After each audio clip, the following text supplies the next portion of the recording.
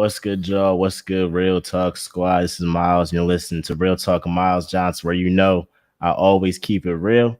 Right here, we got a special guest on Real Talk with MJ, Yeah, Kobe Dean, linebacker yeah, for the Philadelphia Eagles, national champion with the Georgia Bulldog. Man, how's it feeling, man? Happy to have you on the show. yeah. I appreciate you having me. Everything going well, Just in school right now, taking a couple classes. So yeah. Yeah, yeah. So you was just telling me about that. So this is your first time, because you didn't in the fall semester you weren't taking class, so this is your first semester taking spring classes. So how was that balance? Uh, it ain't been too bad. It ain't been too bad.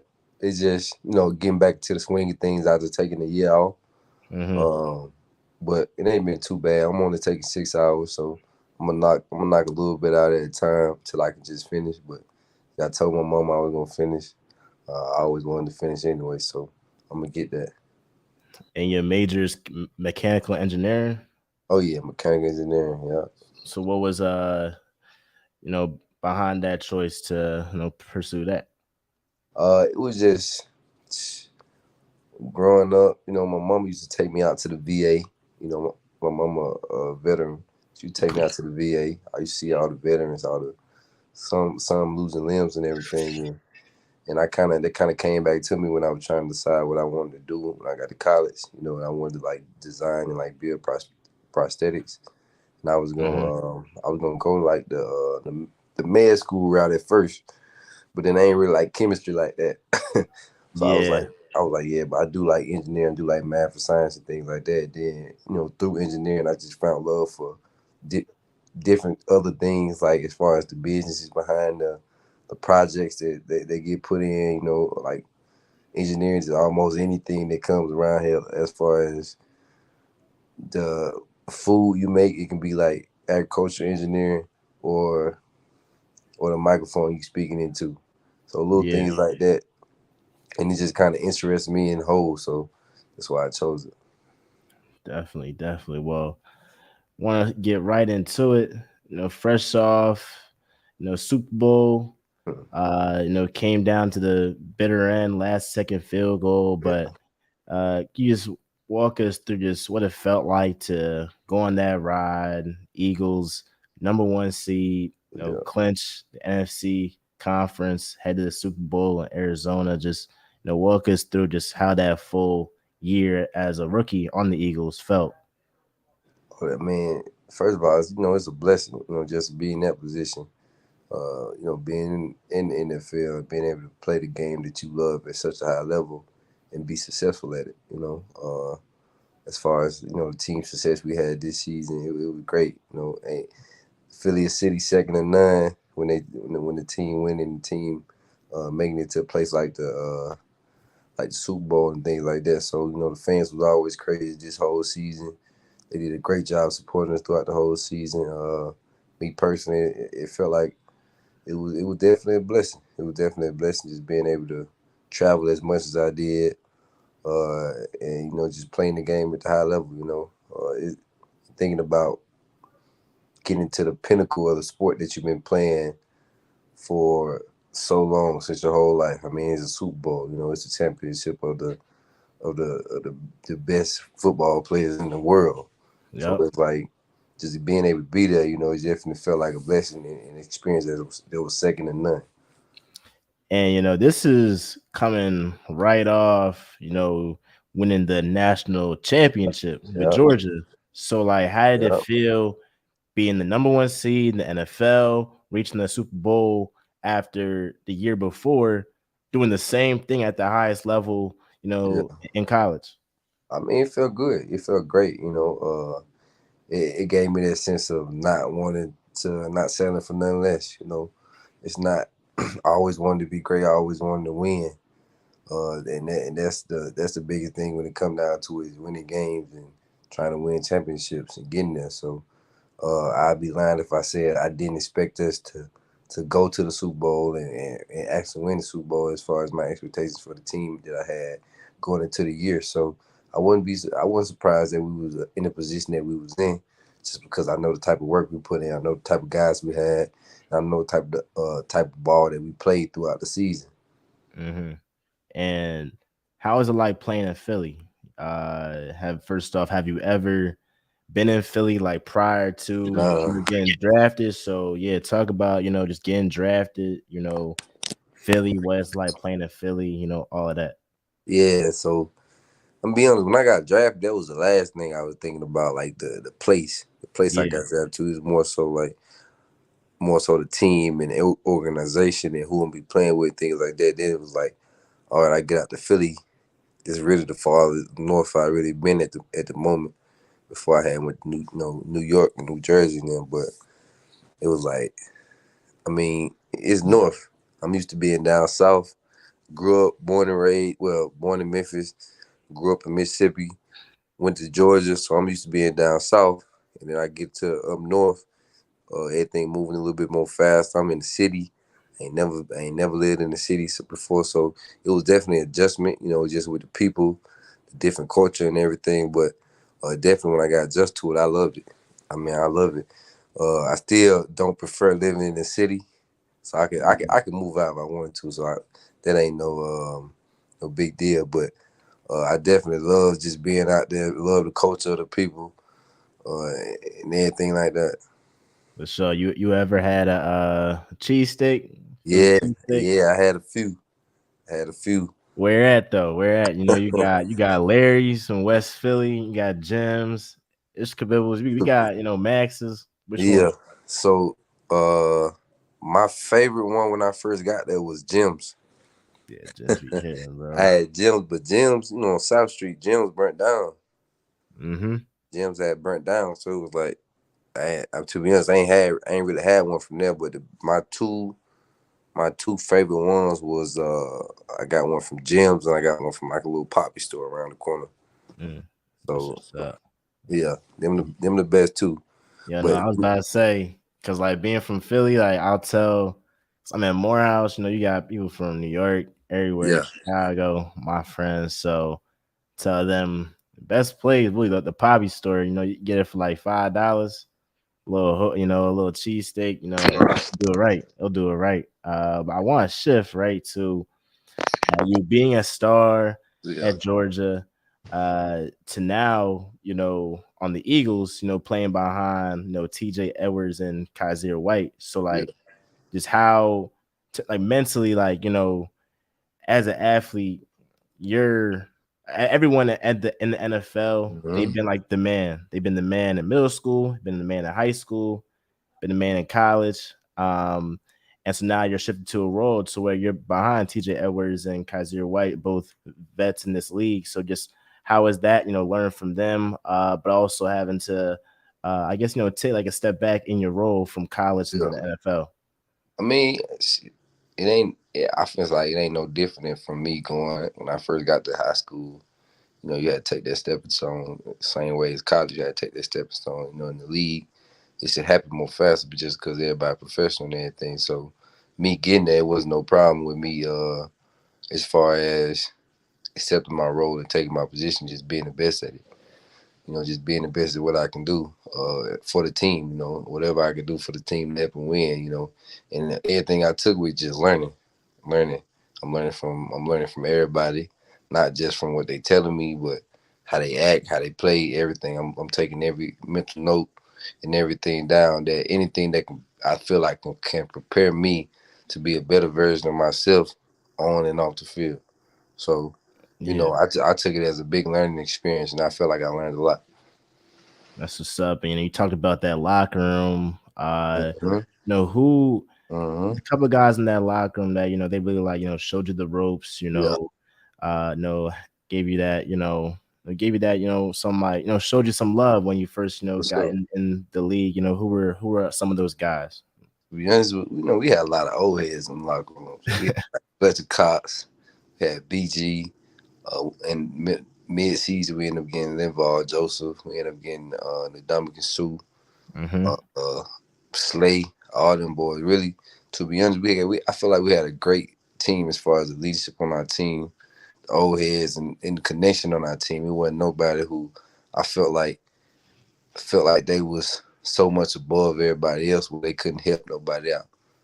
So I feel like that meshed well with the connection that we had as a team. It helped us get as far as we did just because we was as connected as we were. Mm, definitely. I want to ask too about your relationship, with Jordan Davis, right? Mm-hmm. Your teammate, Georgia. I know he gets picked in the first round. You get picked in the third. Mm-hmm. Talk about y'all's relationship. Transitioning from college to NFL. That was my guy. That was my brother. Just being able to go through the whole experience with him. Being in college for 2 years with him, and us starting out college, me seeing him in college, we just dreaming about being in the position that we was in, uh, being in the Super Bowl and just being in the NFL on the team, and being able to go through that together with somebody that you knew beforehand and had the same dreams of doing it. It's just a great feeling. It's a blessing because then you get to Philly, like I said, me and him from down south, like we don't really be up north for real, and for us just to be there and have each other to talk to and have already had that immediate trust to be able to talk to and just vent anytime anything was going on the field, off the field, and not feeling like you was alone. They helped you a long way. They took us a long way, and I feel like us being on the Eagles together only made us closer. Only made us closer as brothers. Only made us closer as teammates and as friends. Yeah, you talked about that trust, that bond y'all had to lean on Mm-hmm. each other.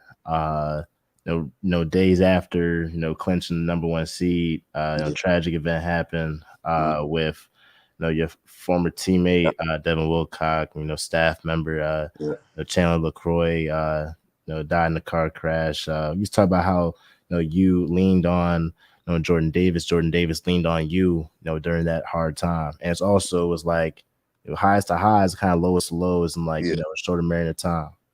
100%. It was like after the incident, it was definitely unfortunate, and it definitely took us back.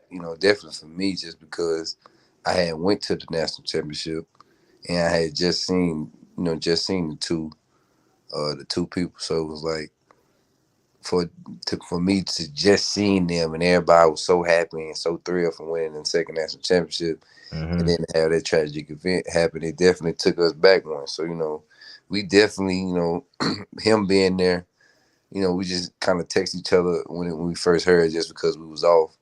And just kind of told each other we love each other. You know what I'm saying? And we kind of like when we seen each other, we kind of just like um, talked about it. Talked about our feelings. Because it definitely hit us differently, just because we had different relationship with the two people. So it was like just being able there to be uh, vulnerable in a sense. Hmm. Have somebody that you can trust, that you can just talk to openly, uh, be so readily available right there with you. Definitely. Thank you for that. And you talked about you being at that celebration when Georgia beat TSU, Mhm. TCU. Talk about that joy and Yeah. pride that you have. Being that you played, at Georgia. Yeah. Supporting you guys, all that. Oh yeah, I got a lot of pride in me being from Georgia and everything. Definitely knowing that I was part of the team that from won the first national championship in 41 years. Yep. But just being able to accomplish that, it was like I'm always be a Bulldog, a Georgia Bulldog. So it was like I got a lot of pride in the locker room. I talk a lot of stuff about my team. I don't care. Uh, so anytime it's even a close game, they gonna they gonna be all in my ear hounding me. If they think they gonna lose, they gonna be trying to bet me. And then Yep. I'm accepting all bets because I just know the type of work we put in at Georgia, and I'm proud to say that I played at the University of Georgia. So them winning another natty back to back like that, Yeah. First time ever in school history. It felt great. It felt great. I felt very proud of them guys. Because now you seeing guys that was either who came in with you, win another one, or guys who was under you, step up into bigger roles and be able to win another one, keep the legacy going at University of Georgia. It was like, man, it was a great feeling for Yeah. me and for them. It's great. Like even being at Morehouse in Atlanta, it's like Mhm. I'm right down the street from the Mercedes Benz Stadium, so these games are packed. They're live. They're Yeah. jumping. And it's crazy that you got school as good as Georgia, Mhm. playing like down the street in itself. So could you talk us through that like winning culture Yeah. that Georgia represents, and what you learn as a college athlete that translated to your work ethic, to your mindset at the professional level. Yeah. I feel like as far as college really taught you a lot of mental. As far as football, it taught you a lot of mental and physical toughness. And for me, it taught me a lot of mental and physical toughness just being in college. Period. But being a football player, majoring in engineering, pledging, going through COVID, all that while I was in college, it was like, it made you kind of, mentally and physically tough. Like you can possibly go through anything. Like, help me be able to manage my time and make sure my business taken care of before I get into anything that don't matter. My mom used to always say, business before BS. So, everything fell under BS that wasn't business. That wasn't your responsibilities. It wasn't the things that you was supposed to do.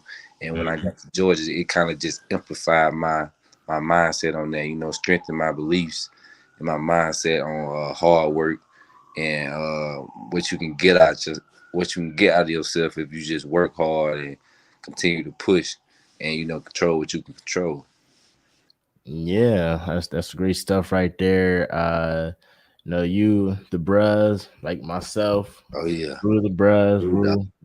Rue. So what made you decide you want to be the bros? Mhm. Obviously like star athlete at UGA. Um, decide I want to be the bros. So Oh yeah. So I what? had I ain't really my pops wasn't in the crib when I grew up. My mama raised me, my brother, and my sister in the crib by herself. Like I'm good relationship with my pops. We seen him every year and everything. So I ain't saying that he was a deadbeat and nothing, but I grew up in a single parent household, so it was like most of my mom had a friend, Uncle Harold. He was the bruh. He kind of was the first father, first man that I seen, as far as how with his wife and his kids, how a man's supposed to, hold a household down. And I got to middle school. I had a basketball coach who was a brother, bought his kids and wife always around. So it was kind of the first time I seen for my family was heavily women led. Was the first time I seen man, with families, kind of handling their business from a closer standpoint than just from afar.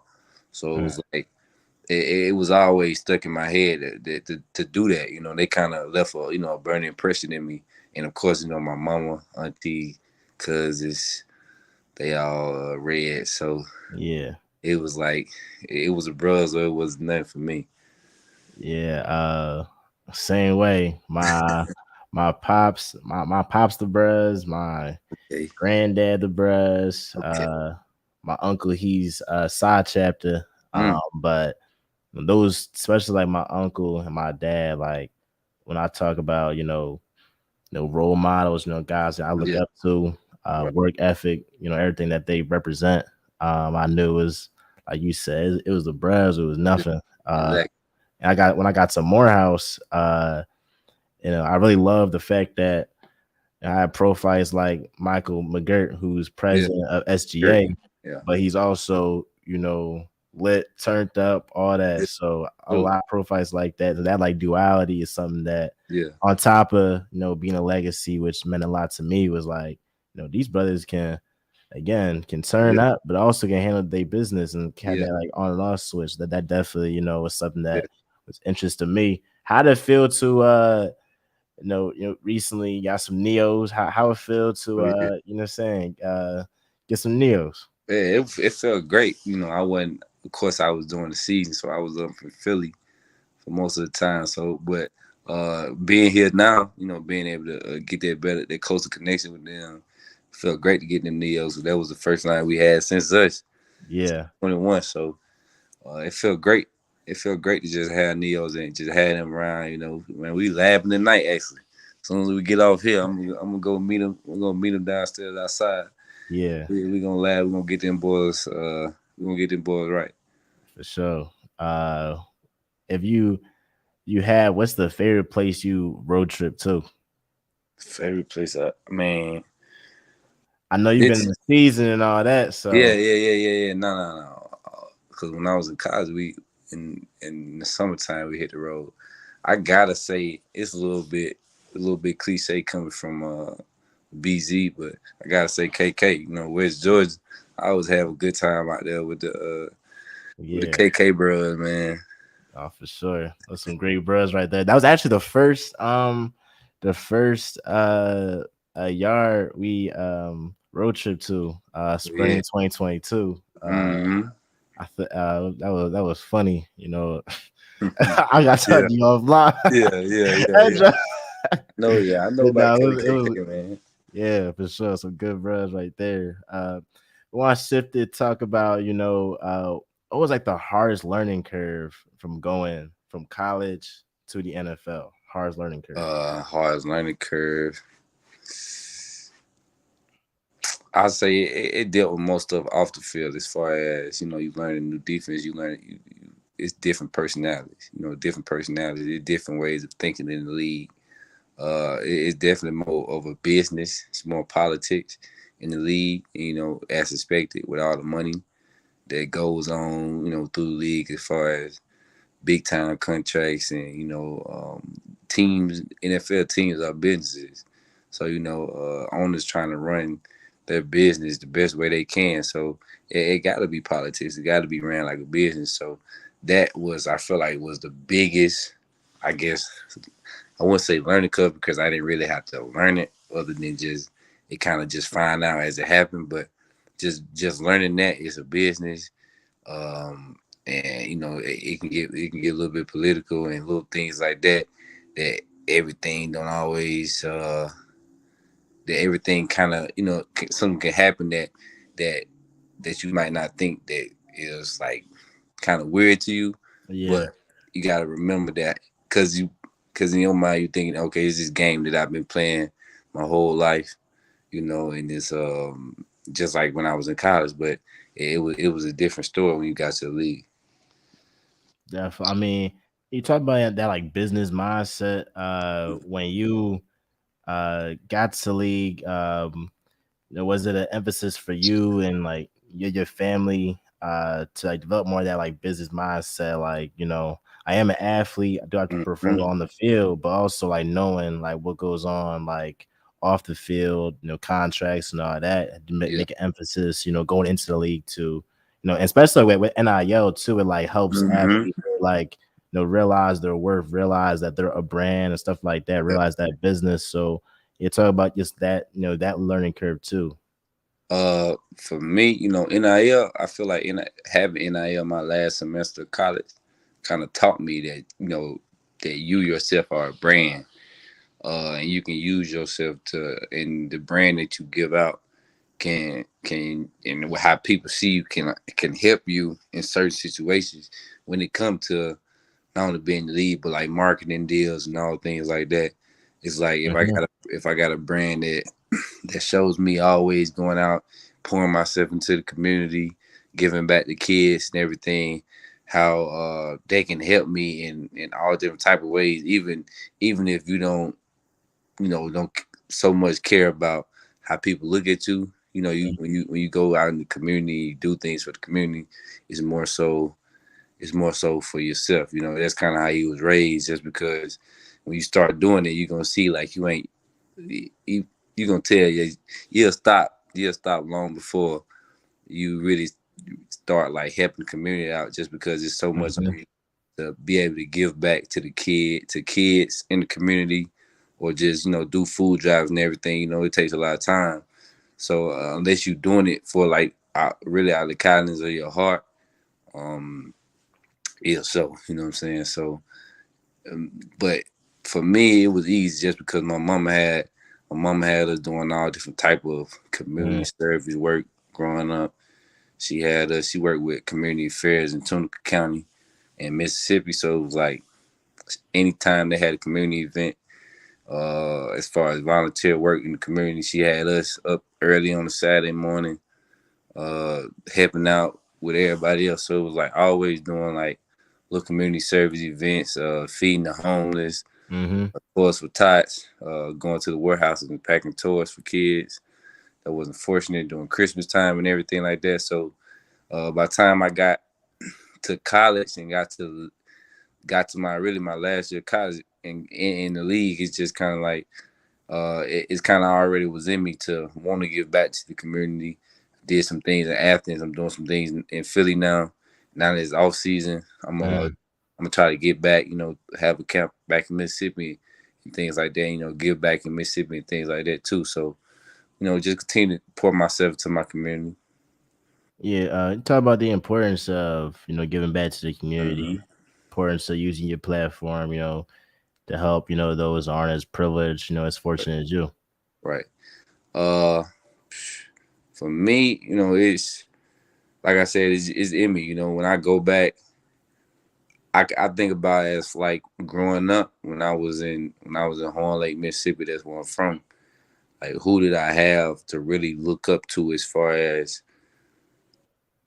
oh, who he's somebody that I want to be when I grow up.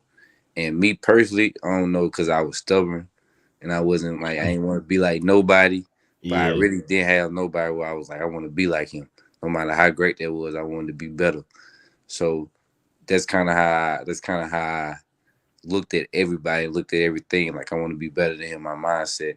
I won't say I was competing against them. I was competing with myself. I Hmm. was competing to be the absolute best version of myself. And I feel like that's greatness to me. If I Yeah. can't, if this the best I can do, and then I can't do no better, and then I left it all out there, then that's me. So when I go back home and I try to tell kids like, um, when I work out with them or something, or they out there see me working out, they want to just talk to me for a second. It's like I talk to them, and I always at least say this, like, uh, I don't want y'all to be like me. Y'all probably look at me and be like, oh, you, because we ain't really had too many people go Division One and then to the NFL from my high school. So Mm. it's like yeah, I was in y'all shoes growing up. I was out here working out on this same messed up field just like y'all, but I don't want y'all to sit here and look at me and be like, man, I want to be like him. I want y'all to sit there and be like, I want y'all to be better than me. I want y'all to be better than me, but I'm gonna make it hard because I'm still getting better every day. I'm still working every day to make myself be the greatest version of myself. So that's kind of like I just want to pour into the younger generation coming up. Even though we Yeah. ourselves are young, you know what I'm saying, but Right. I want to, just point to the young generation. And when it comes to just giving back to the community and doing things like this, I had like a couple food drives in Philly. Had partnered with this organization that gave free dental and eye care to like students at some public schools. So we went around to a couple schools, did like pet rallies and everything to get them excited for that. Mm. So it was just different things like that, just being able to give back to the community. Definitely. I mean, my dad, he has his own church in Hmm. Philly. Yeah. There's Imagine Church. It's in East Mount Airy. Okay. And so if you ever, interested in like, partnering up with a church, help give back, Mhm. food, anything, toy drive, whatever. I can definitely hit you about that and get For that sure. rolling. Also want to shift this to what did you learn from TJ Edwards Yeah. and Kaiser White, and how was your experience playing, behind them? Well, I ain't gonna lie, it was a fun year. It was a fun year, one of the most fun years I had. I remember kind of growing up, it was like, man, you ain't gonna have more fun than what you having playing ball this year. When I was in high school, then got to college and I had a little bit more fun. And they said the Yeah. same thing in college because in the league it get less personable and get more a business like. But I had a ball this year playing against playing behind those guys. You know, just being able to learn and just meeting the different personalities of those guys and where they play the game and just seeing how unselfish a lot of those guys were in the league that for me was previously explained to me as selfish. You know what I'm saying? Everybody was Yeah. selfish. Everybody was like when they said like mercenaries playing for themselves, just kind of getting paid to just go out and just perform for themselves. So it was like just being able to be proven wrong in the sense had everybody who told me be proven wrong in the sense I had a ball just playing behind them and just learning little things more so off the field than on the field about how to move in the league. Them one of them being in the fourth year, one of them being in their fifth year, how to move in the league, how to move. TJ being there for 4 years, how to move in Philly. Mm. It just little things like that. That's great. That's great. And Harry Roseman, he got some decisions to make. Mm-hmm. Got some contracts coming up. But it looks like you'll be and you should get So, more of like uh-huh. substantial role Playing on next year. And so I want to ask you, how you feel coming in next season, and getting more of a load. And you know, I know yeah. this year you played a lot of special teams, but how you feel about coming into your second year. So I feel great. I was ready this year to play as much as I needed to play. If I had to step up and play the rest of the season, anytime I was ready to play every game. So it was like me being able to come in and next year, like right now I'm in the off season, working my tail off to be best I can be during the season. So um, I'm ready. I know I'm gonna show up for OTAs ready. I'm gonna show up to camp ready. So I'm Mm. just knowing working it and working to be ready. Yeah, somebody in the chat says, I guess I mentioned Howie. They said pay Jalen whatever he's worth. So speaking of Jalen Hurts, Yeah. this is a guy that shout out to the Bros too. Yep. But like he's a guy that I love his leadership. Love the fact that last year, uh, the Eagles like projected to win maybe like 3 games. They get that Mm-hmm. wild card spot. Go on that streak. In December 2020, coming to this year. Really was doubted all year. Continue to prove people wrong. Clinch that number one seed. You talk about what Jalen means to y'all. As y'all leader, as y'all quarterback. Yeah, man, that mean a lot, man. If we wouldn't been in the position that we was in this season without him, some the strides he made from last season and this season is just great. His leadership was second to none. The in the for me, I love the chip he played with. The chip on his shoulder that he played with because I feel like I always had a chip on my shoulder and I always will have one. Mm, And I just love that the chippiness and the non caring that he got. He don't care what nobody talking about. He mm-hmm. about all the media saying that how he wasn't going what he wasn't gonna do or how he couldn't do certain things or he's not a premier quarterback and he didn't care. And frankly we didn't care. And it's always I feel like you gotta have that attitude as far as not caring so much what media say because you care to the extent like you care to the point where like yeah I'm gonna prove them wrong but they can't be your primary source of motivation. Can't be your primary source of wanting to get better is to just to prove somebody wrong. So it's like uh him coming in and working in and doing what he was able to do this season was special.